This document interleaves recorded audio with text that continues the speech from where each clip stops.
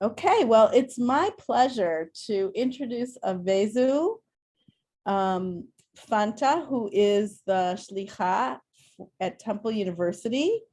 And she is going to tell us a little bit about her story. And she's also going, I think, give us some interesting thoughts and discussion about what it's like to work as a shlicha and be working in a campus environment as an Ethiopian Israeli in the American political climate of race and a political identity. And so she'll speak a bit, and then she can answer questions, and we look forward to hearing what she has to say. So Avezu, please take it away. You see my screen? Yes. Okay. And everybody, would you please mute while Avezu is speaking? So before I will start, hello everybody. Sorry, I'm running up late because yesterday was a big moment in the university because the dean of the student and the chief diversity manager come to speak about the student because we try to fight anti-Semitic cases in Temple University. We don't have a lot, but still, like, just to try to figure out how the university become very escalate when we speak about Israel, and sometimes it's affected the Jewish student. So it was a big topic yesterday, and today we speak them again after they meet the student. So this is why I was running late. So let's start, okay? I am Avezu. I'm Israeli fellow, a shlicha in Temple University in Philadelphia. This is my third year and probably my final year. And also I'm, of course, Israeli. And I put all my identities on the screen just to show you how I describe myself usually. So when people tell me, like, describe yourself without approaching me and without to know what is kind of my character, I all the time say I'm Israeli, I'm Jewish, I'm Ethiopian, and of course I'm a woman. And let's start, see, like, you as a volunteer, if I ask you how you describe yourself, how you will describe yourself. So you can write on the chat or unmute yourself. So feel free. If you want to unmute yourself and say how you describe yourself, great. If you want to write on the chat, write it on the chat.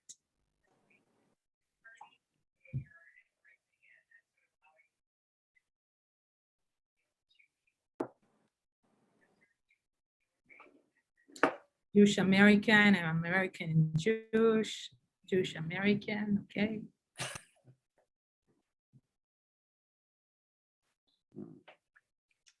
Women and Jewish.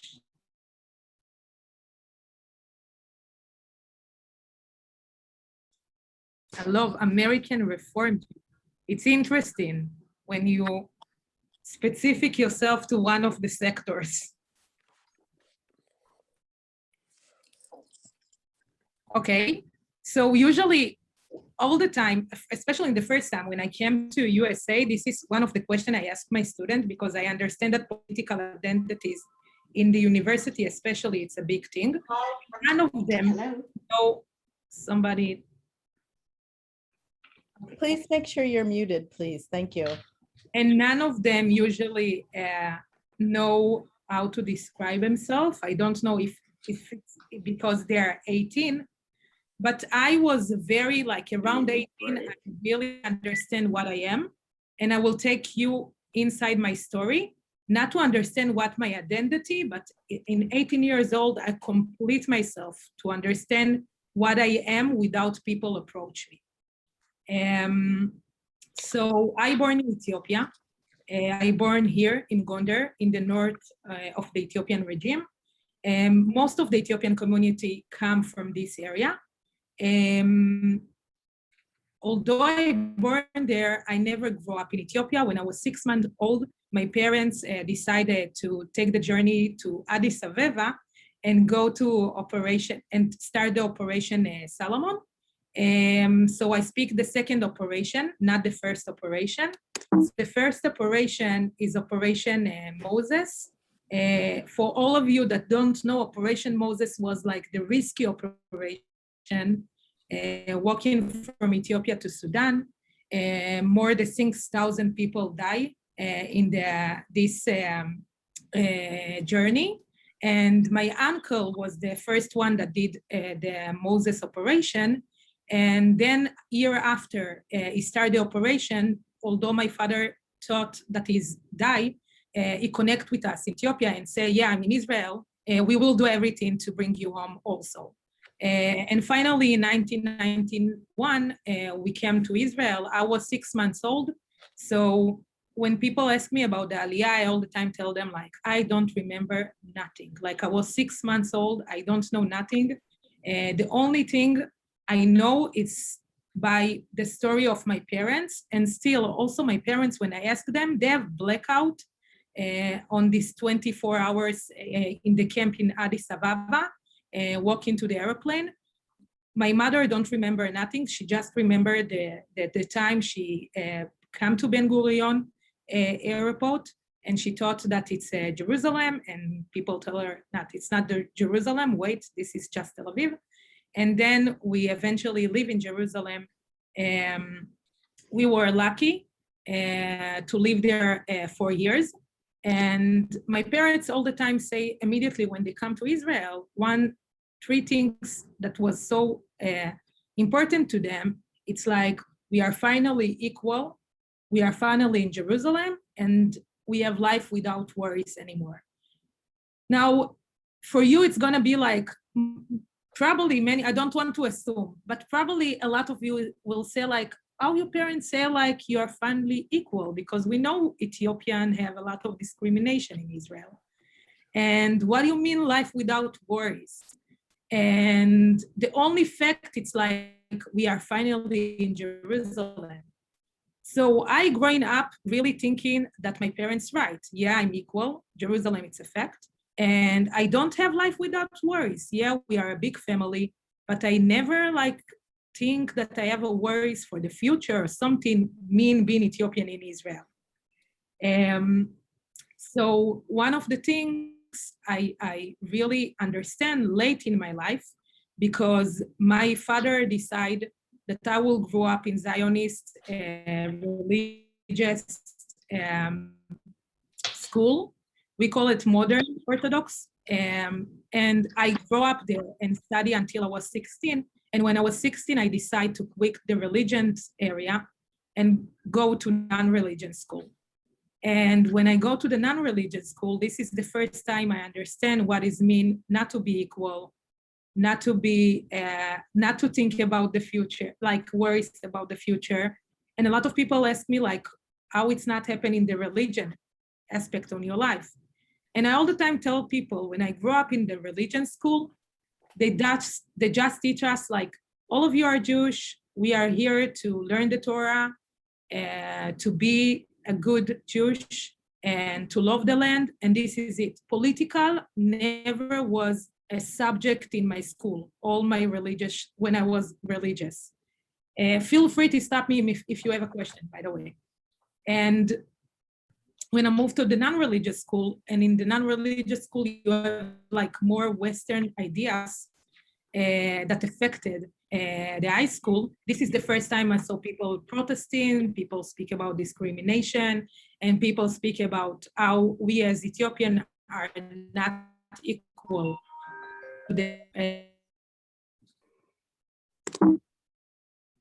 So, question before I move?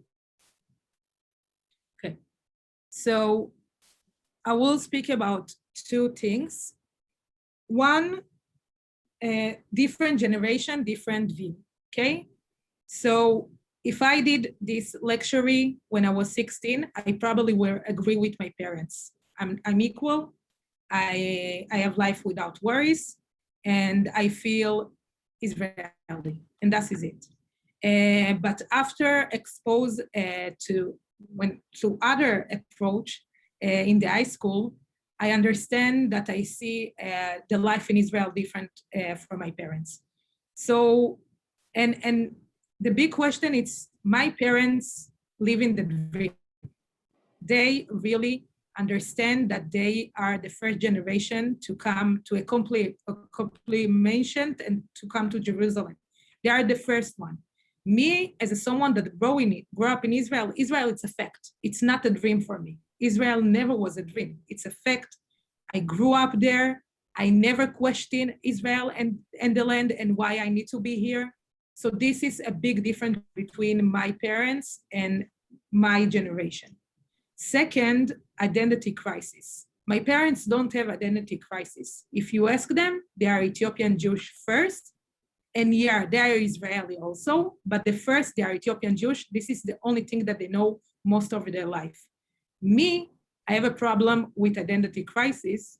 Of course, right now I don't have identity crisis, but when I was 17, I have a big identity crisis to understand what I am. I'm Israeli, I'm Ethiopian, what I am, like what is me. And especially when I was the first protest, when I was going in Kiryat Malachi in 2006, I think, was the first protest I was going with my sisters. And it's the first time I see other Ethiopian Jewish people, youth like me, that speak with me about racism and discrimination, because I grew up in a very diverse community with Moroccan, Russian, and Ethiopian. They grew up just with Ethiopian neighborhood. So they have like different experience for me. And I think it's a good point just to let you know, yeah, I'm Ethiopian, I'm Jewish, I'm Israeli, but not all the Ethiopian Israeli feel the same. We are not a one big box. Like, it's really depend where you grow up. And someone that grow up like me don't understand what is racism until 16 will speak different for someone that grow up in a life full of racism. So it's really, really different with the people that you connect and how the people. And this is a good point, because a lot of time people think I'm coming to represent all the Ethiopian community. No, I'm not. I have one story in this collective big term of called Ethiopian Jewish community. So, and also I understand after the first protest, I meet non-Ethiopian friends and that come and support the Ethiopian community protest. And most of them also declare for racism. Moroccan, Mizrahi Jewish, Ashkenazi say that there is racism against them. The LGBT community say there is a racist against them. And also Arab people, of course, in Israel say there's a racist against them. And it's funny, in America, I know that you declare, one group of people can declare racism. In Israel, everybody can declare racism. So for me, racism was about groups. It never was about just certain race or color. It was all the time about groups that share culture, ethnic, or history together. This was racism, and everybody, and I don't care if you're white, because I have a lot of Russian friends that declare racism. I believe them. I listen to them. I don't tell them like, no, nobody cannot be racist to you because you're a white. It's not working like this in Israel. And me and my friend, she's a good friend of me, and I will show you here, in the IDF, I meet my best friend, she's here, Sheila, she is a Russian, and both of us realize really quickly in the IDF that we all the time, especially with our identity crisis, that we all the time will be the Israeli Ethiopian, Ethiopian Israeli, Russian Israeli, and this is it. Like, we cannot fight against it, and it's okay. It's a big part of our identity. Like, I don't see Avezu without my Ethiopian culture and history. I really don't separate my Israeli and my Ethiopian identity, because this is me.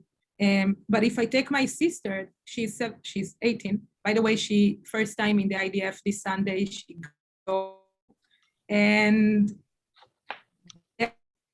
you ask her, I don't see, she look like Ethiopian, but she don't have the Ethiopian identity on her. And it's a big difference between me and her. I speak Amharic language. I connect with my parents with the respect of the Ethiopian culture. My sister, it's the completely different. So if you ask me to describe the new generation of my sister, I think they are Israeli. I don't see them as Ethiopian Israeli. And I feel that a lot of time we're doing a damage for the new generation of my sister, that we still call them Ethiopian Israeli and not just Israeli, because they're basically Israeli. So I serve in IDF, I was mini medic, and then I become officer and lieutenant in the West Bank. And overall, I give 4 years of my life to the IDF. It was a lot, really a lot, but I enjoy it. And of course, after IDF, I was working with Alut. Alut is a nonprofit organization for autistic adult and young people. I work there, I really enjoy, I love special education. And then the opportunities to go to be Shlicha in USA was crossing when I study diplomat and communication. And I decided to do it because I really didn't know nothing about the American Jewish community. The only thing I know about American Jewish community that they were involved of the Operation Salon. This is the only thing I know. So I moved to Philly with the big identities. Yes, I am Israeli, Ethiopian Jewish woman. And of course, I was so full with my identity, with my story, and come to share it with everyone, not just Jewish people, non-Jewish students, just to share my story. And I was so excited. And this is the first thing. So everybody know what it is. It's the social security card. So when you come to America, you need to fill the social security card. And one of the things that tell you in the fill the box is the race thing. I was shocked. I didn't understand what I need to do. And I was like, what it's mean? Because for me, race, it's really social construct. Like it's not real thing. I am a human being. And I didn't understand what it mean. Like what box I belong to, what is mean. And the first thing that the woman in the desk front told me, it's like, you are Black. And I was like, not just Black, I'm also Ethiopian, I'm Israeli, I'm a woman, I'm Avezu Fanta. She's like, welcome to USA, honey, check the black box. And I was like, no, I'm not gonna do it. And she was like, you want me to do it for you? And I was like, yeah, do it, I don't want to watch. And a lot of people was like, why you take it so seriously? Why you being dramatic about checking the box? And I really didn't understand. And I also asked myself, like, why I'm becoming so dramatic about checking a box of just, for me, it was nothing because I don't understand what is the logic behind this box, why I need to tell you what is my color, you see me, like why I need to check the box if you already see me. And this is when I understand, it was 2 weeks after I came to USA, I understand that, okay, it's gonna be a different experience. And you probably will learn a lot about your identities when you will be in USA. And I want to ask you, what you check in the box usually? Right now you have the option, by the way, not to check the box. I love it.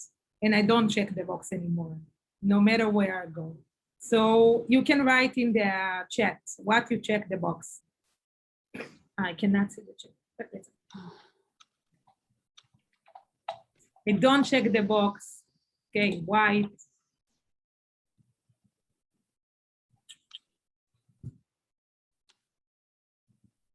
Oh, a lot of white. Wow. It's funny. I love that you write white because 1 month ago, 2 weeks ago, Whoopi Goldberg said that the Holocaust not was about race. And the Jewish community was like, what do you mean? It was about race. And of course, I agree. The Holocaust was about race. You have a book that's called My Camp by Hitler. That's definitely the Holocaust was about race. But also I ask myself all the time, Jews are white? Like we can debate or white passing because it's a big difference to declare your whiteness or white passing. It's two different things. And second, I never understand why when I came to USA, especially from the Jewish community here, for the Jewish community here, the meaning of Jewish of color. I really don't understand that. And one of the things that I have speak with the community after the Whoopi Goldberg accident, that they was like, no, Jews are not white. And I'm like, but I'm black. And they're like, yeah, you are black. Okay. So we say Jews are not white, but to me, the Ethiopian one, you definitely black. And I really want, let's debate about it, especially in USA, because in Israel, when you say black and white, people feel uncomfortable.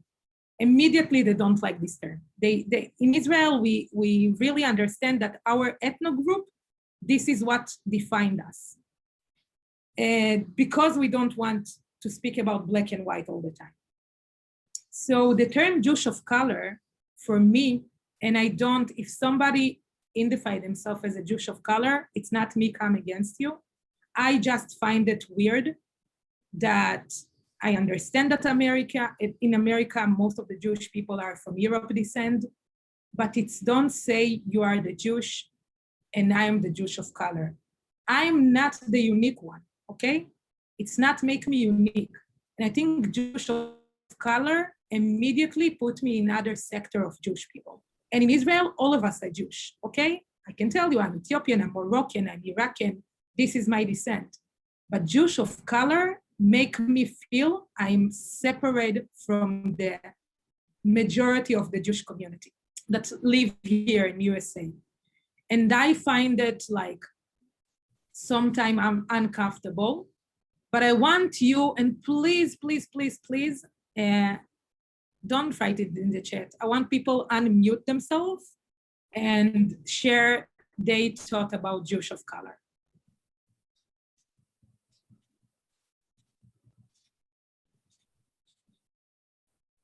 Somebody, be brave.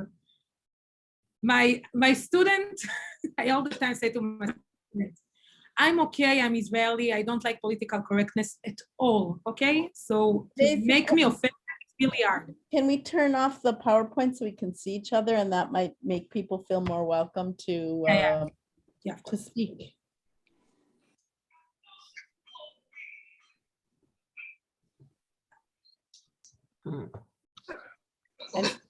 Anybody want to say anything? Yes. Having grown up in a large city like Chicago, Jews of color meant African Americans who were practicing Judaism. That's what it meant to me. And now it's very much more complicated. Okay. By the way, I have one of my staff members, she's half African American, half Ashkenazi Jewish, and she identified herself until she met me, by the way, as a Jew of color. And I did the conversation with her, and she's like, oh my God, you're right. I'm dividing myself for nothing. But we also I understand where she come from and why she feel that she need this, how I can say it. Like people will see like the meaning of Jew of color. It's like people need to understand that Jews are not just this Ashkenazi people, Ashkenazi. Yes. There is more than that. I can understand that, but also like living in Israel, and we are not use all the time this term in Israel. It's like everybody Jewish and that is it. I feel like it's dividing. I really feel like it's the wrong term to use over Jewish are not from the Ashkenazi part. Somebody have more? Yes, I agree.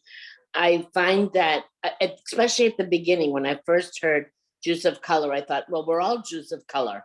We're all colors.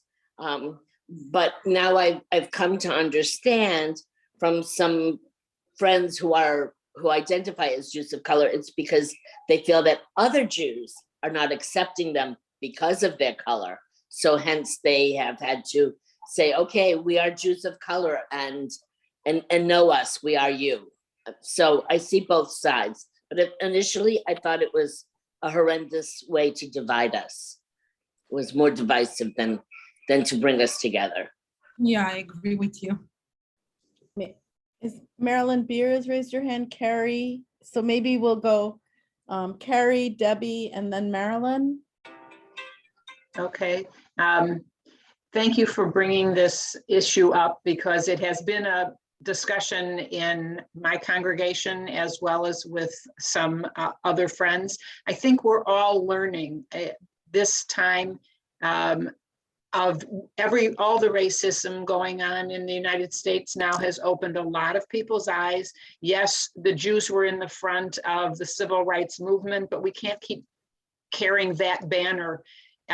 We need to do other things. And this is a way for us to understand that Jews of color might be a term that we were comfortable with, but people who don't look like Ashkenazi Jews are not. And so thank you for explaining it. Thank you.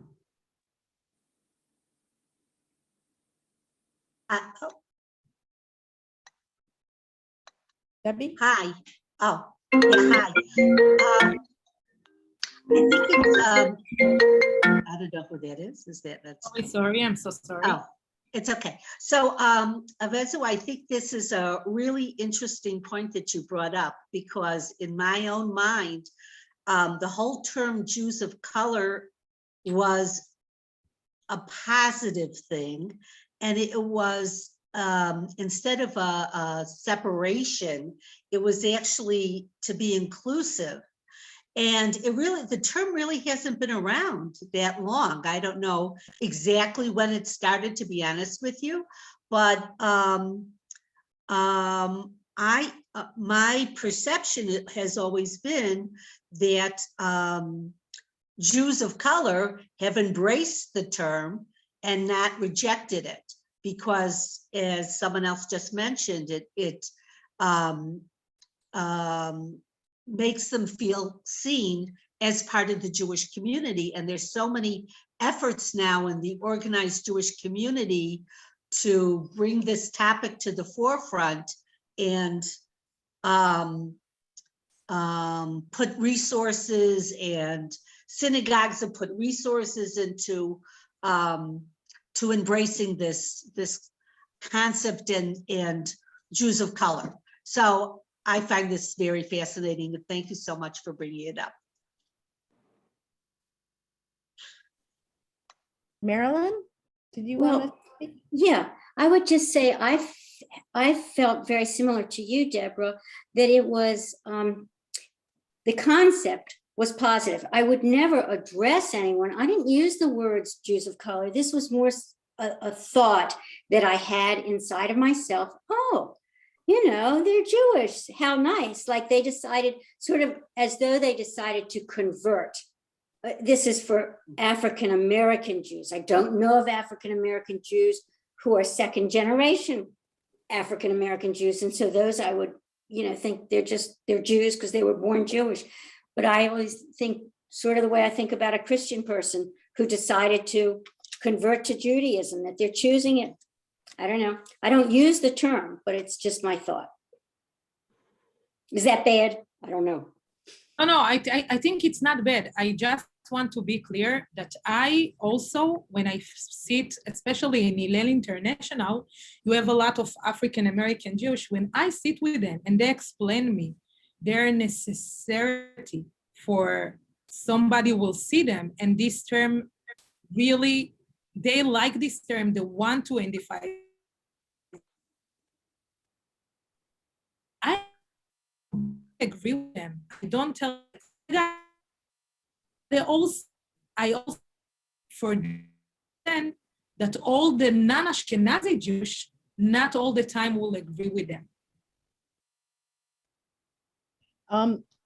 We have Fran Schrag, then Zarki, and then Diane Rowe. So Fran, go ahead. Can you hear me? I'm learning a lot from you, and I think next time I won't fill in the box about race. That's a good example. But I do have one thing puzzles me. You say everyone in Israel is Jewish. That's not true, is it? Aren't there many Arabs and even Christians in Israel?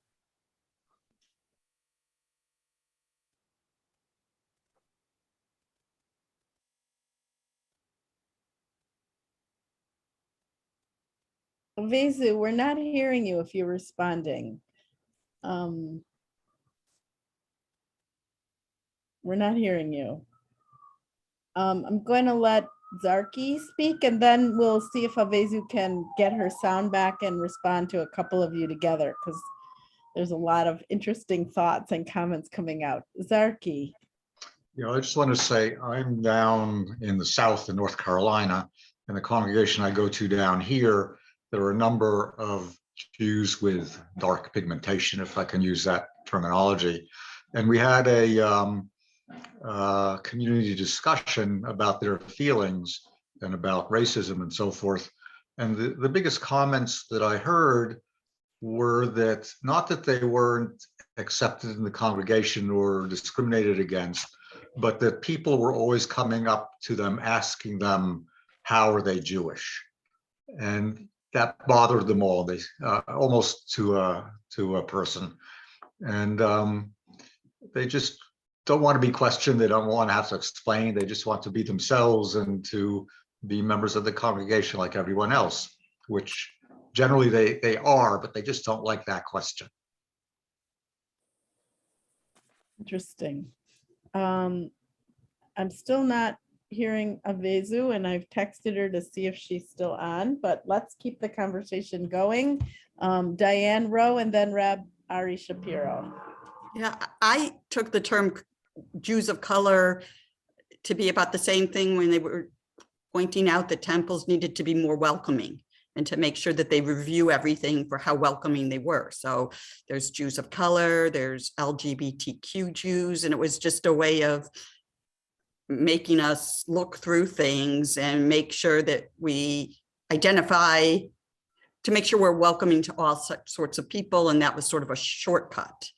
You know, I do find, maybe because I'm in a rural area of New York, that when we have a person of color come into the temple, the assumption is they're a visitor. And it was particularly interesting on Martin Luther King Day, when one of our Jews of color was there in attendance, and people didn't know her and they assumed she was a visitor. And you have to remind people that there are Jews of color.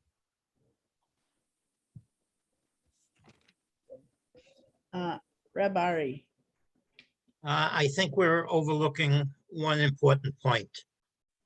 When you think of Yemenite Jews, Italian Jews, Moroccan Jews, Indian Jews, et cetera, they all have darker skin than those of us who are quote, quote, white.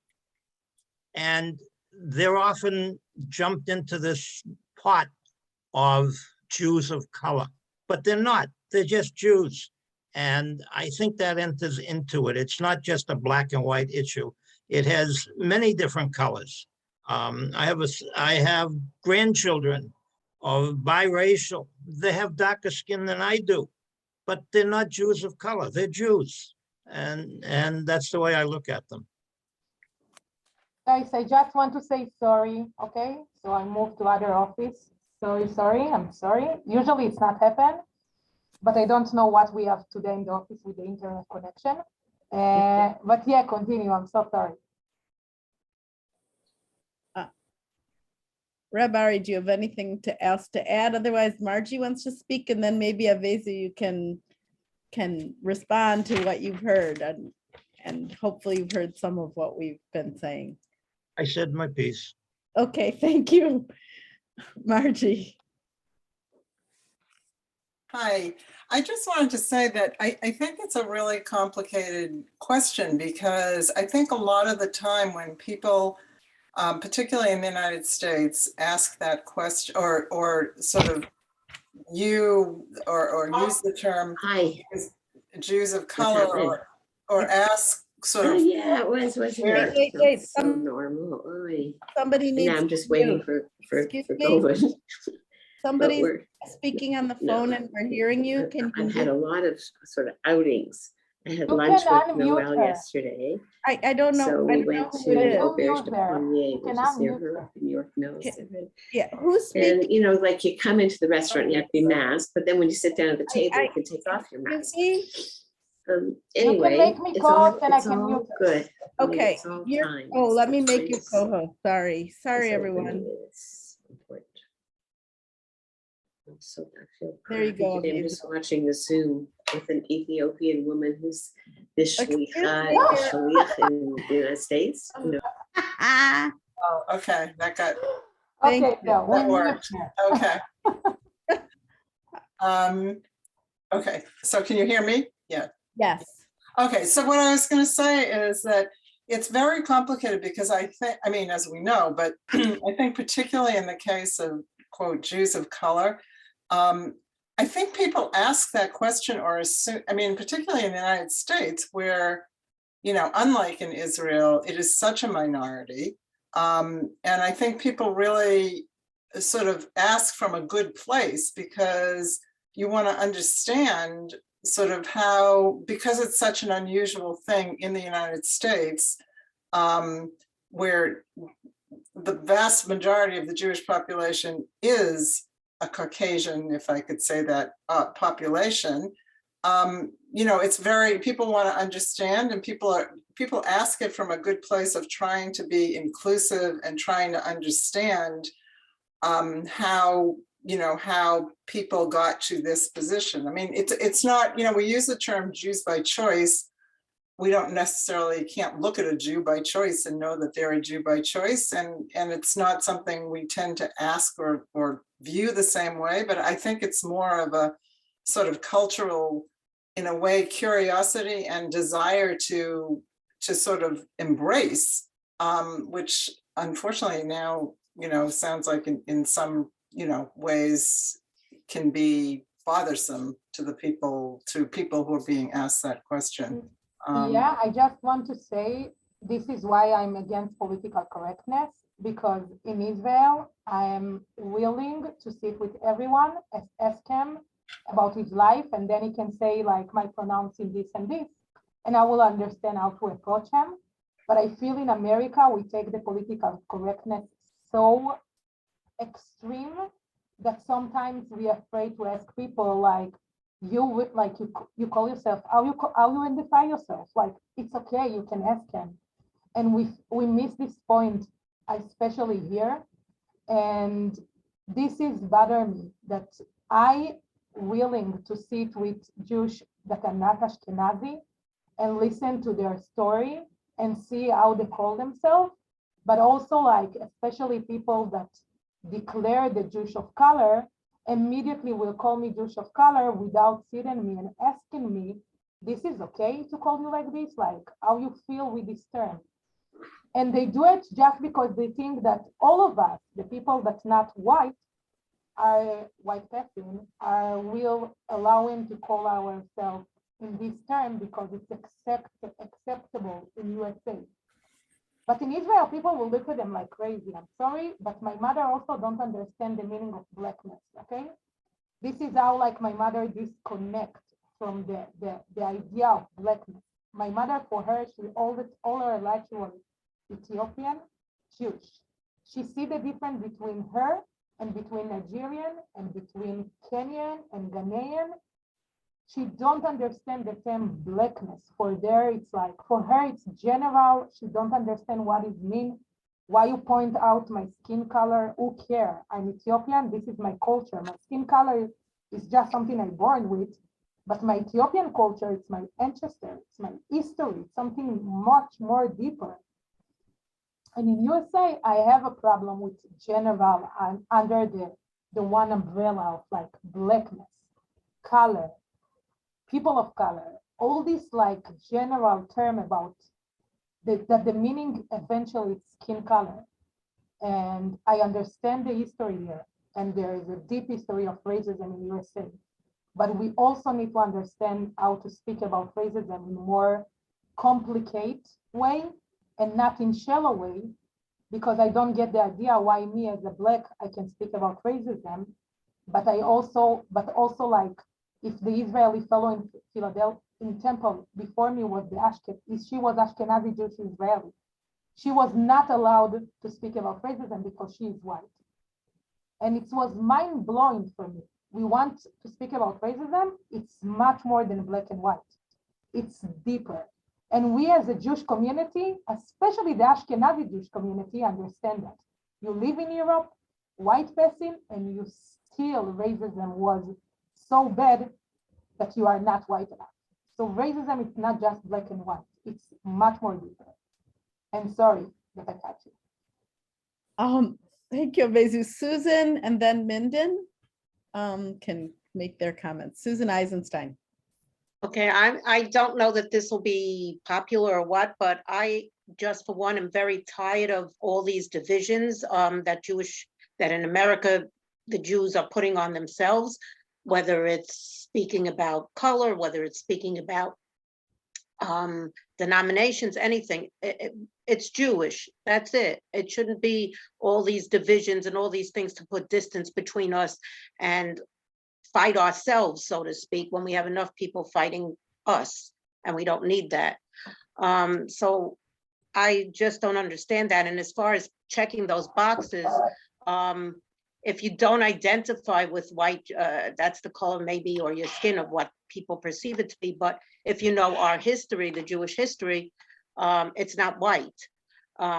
It goes back farther than that if you know our history, and there's no box that says Judean, so I can't even put down what I identify with because nobody would even understand that. So I think we have to know our history also. We have to really, people have to really go back and really study the history of our people also to get away from all this division stuff.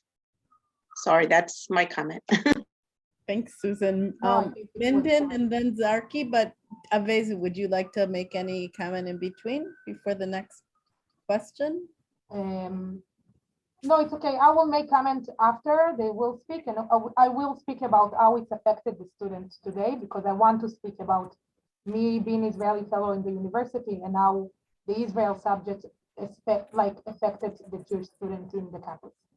Great. So we'll take Minden and Zarki, and then we'll give the floor back to Avezu. Thank you. I know for me, I never really realized how many Jews are in the diaspora. I never realized there were Indian Jews, for example. I think somebody mentioned Indian Jews. I never knew that until recently. You know, I've learned a lot in the past few years about just Jews and diaspora in general. And I think in the US, a lot of people just aren't aware. A lot of Jews aren't aware. You think of Jews are in the US as, you know, that's our diaspora. And then there's Israel. And I think a lot of times people either don't know, like me, or forget to think about Jews in other places throughout the world. And then again, too, the racism factor in the United States and the political correctness you were talking about keeps us, I do believe, from having conversations with people that are real. And I just think it's important for us as American Jews, as white Jews, not to forget that we aren't as insular as we think we are. Thanks, Minden. And I want just to agree with you. I live in Israel, grew up in Israel. Just when I came to IDF, I understand the story of Indian Jews. I meet Indian soldiers, like Indian Jewish. Like I didn't also know that. Watching me. You don't need to feel, I'm gonna have breakfast. Yeah, I will a little later. Wait, again, we have to. Can I mute them? So you don't need to feel bad when you don't know all the diaspora. It's a rich word, it's beautiful, it's diverse, Jewish, big word. And I'm more than excited every step to learn about other Jewish community. We don't need to feel bad about it. I know about so much Jewish community, Afro-American Jewish community. I just know about it when I came here. I didn't know that there exists. So we don't need to feel about bad when we don't know. We will study, it's okay. Like if we have the time, if it's a cross in our life, but I don't feel the pressure to know all the Jewish people. It's one time at the time, and I feel much more better when I feel somebody from the certain community than read from the book or read in the internet. This is me, like communication, it's much more working for me face to face. Okay, so Zarki, and then we'll give the floor back to Avezu. And if we have time, Reb Ari, we'll come back to you if that's okay. May I have also a word? Oh, May and I also have a word? okay, okay. I think one of the issues is that racism based on skin color is endemic in this country. Even though we try to fight it and try to overcome it, it's like it's in the soil. We've been raised with it. We've all been raised with it. And we may not admit it, and we may think that we're over it and that we're better than that, but it's still in us. And I think it's the nature of growing up in America. I mentioned that I'm down in the South now. I'm really from Pittsburgh. And surprisingly, I'm finding down here, I'm in Greensboro, North Carolina, it's much more racially mixed than it is up in the North. In Pittsburgh, there are white sections, there are black sections. There is not much integration. There's much more integration down here, and the relations between people of light skin and dark skin are much more natural down here than they are up north in Pittsburgh, where they are physically separated, where people live in different sections of town. But it's something we try to overcome it, but it's like it's in the water. It's so much a part of our American culture that it's, and I think that's what you're noticing, what you're sensitive to. Yeah, I immediately when I came to Philly, I understand that. So Avezu, if I give Reb Ari and Harvey a chance, and then we'll give the Zoom back to you to talk about the experience on campus and what you're seeing among the students. Yeah. That sound good? Okay, Reb Ari, and then Harvey, and then Avezu. This whole discussion reminds me of a line in Talmud that says, Kol Yisrael Arevim Ze Bazeh. All Jews are responsible for one another. That has nothing to do with color. It has nothing to do with denomination. It has to do with we're all Jews, and that's the main point. That's it.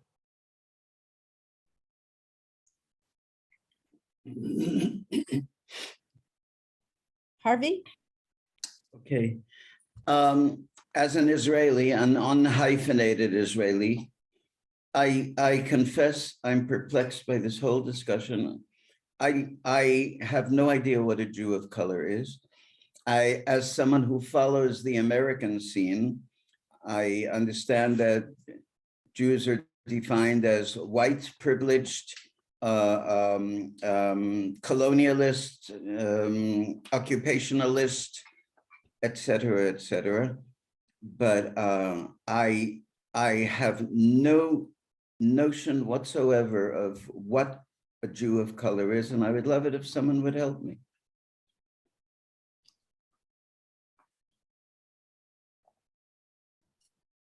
Harvey, I feel you. I was like, what is mean, Jew of color? And people was like, you. I was like, okay, but what is the mean? So Jew of color I think it's reflected from the term people of color and all this umbrella of color. But I find it very weird because in the 60s and the 50s, colored people was a very racist term. And if you try to translate it to Hebrew, you get the same. Colored people, people of color, it's the same if you translate it to Hebrew. Both of them get the same translated in Hebrew. And it's mean that in America, most of the Jewish people are white passing. Most of them Ashkenazi Jewish. So immediately if you come from the Middle East or North Africa, and Ethiopia, and Indian heritage Jewish, it's put you in the box of not white passing. So it means that you are a Jew of color. You have color in you, and according to them, white is not a color. But if we will be science section, black and white is not a color, by the way, according to the science. But this is what it means. Jew of color is somebody that's not past the white passing.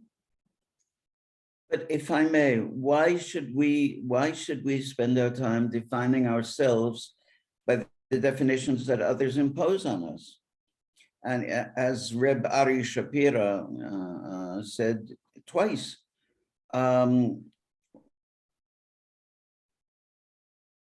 we're Jews, and what do these false definitions have to do with us? This is a question for the American Jewish community.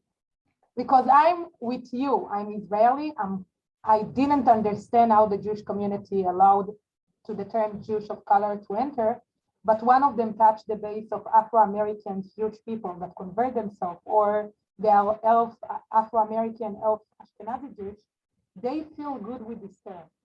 So I think this conversation of why to take it to the Jewish word need to be with somebody that really declared this term and really believe that this term make him more inclusive in the Jewish word.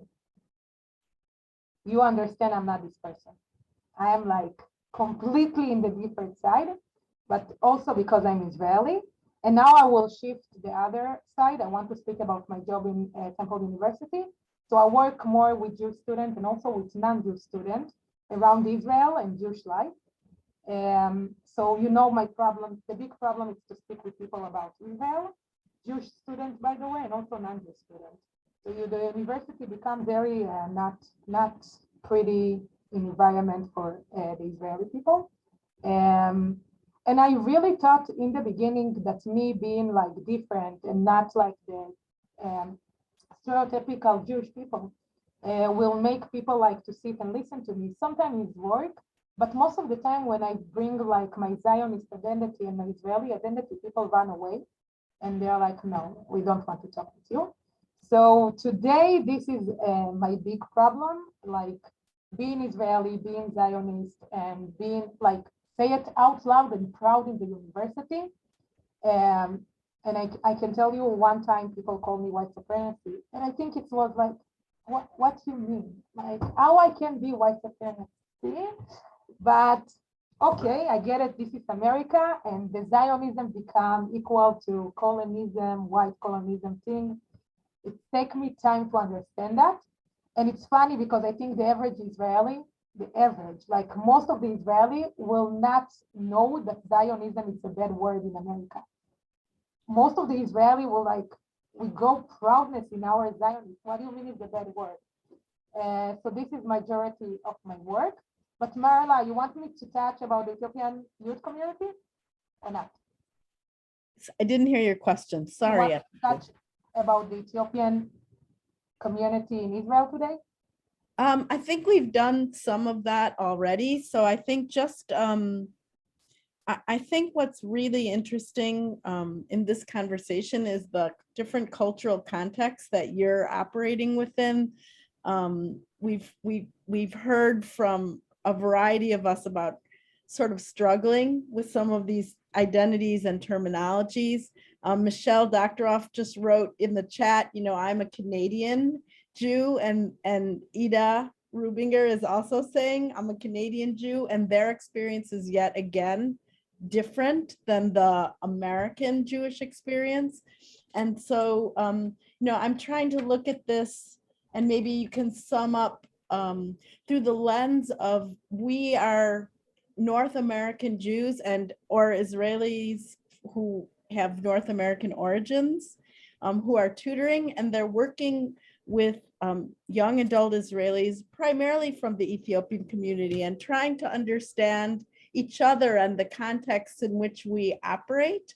And so for me, this conversation and sort of what you're encountering and confronting in Philadelphia vis-a-vis what your experience was in Israel, I think is very relevant and very important for us to hear, so that as we're having conversations with our students, it can deepen our understanding of the complexities of political and racial identity and how the environments in which we live are so influential in terms of how we're defining ourselves and others. So maybe you just want to sum up, and because we're coming to the top of the hour. Yeah, and also my student is like, oh, like, I need you now. He's in the window. Oh, sorry. So I just want to say thank you and like listen to my talk and my story and my last story in Israel, and also like my experience in USA, especially in Philly. But I don't know how many of you work with youth Ethiopian community in Israel. I think they will feel different than me. They are like the different generations. I think about my sister generation. I think they face something like the challenges are much more different than my challenge when I was in her age. And I all the time was a positive person. I think so. People maybe will describe me in the middle, but mostly I'm positive. So I really see a good future in Israel, but I also learned so much from the USA political identities. And for me, it's because it's so much dividing, especially in the university, I really feel that in Israel, this topic, like all this term that we speak today, it's not going to work, and it will divide us more. And education, it's the only way to bring the Jewish community together. And Rabbi Ari said, Kol Yisrael Aravim Ze Leze. I love this, love this sentence. And I think it's so important that to understand that although we have like so much pressure from outside on the Jewish community, sometimes we don't need to copy the outside and the Western idea inside the Jewish world. Sometimes we just need communication. We can sit with each other and understand each other's story. And this is it. Thank you. Avezu, thank you so much for taking time out of your busy schedule and your work with the students in Philadelphia. And thank you to all the tutors who participated. And we will we'll look forward to learning more together. And Avezu, if we can ever do anything for you, please reach out. I will reach out. Thank you. Thank you. All. Bye. Bye-bye. Bye. Thank you. Wonderful discussion. Thank you.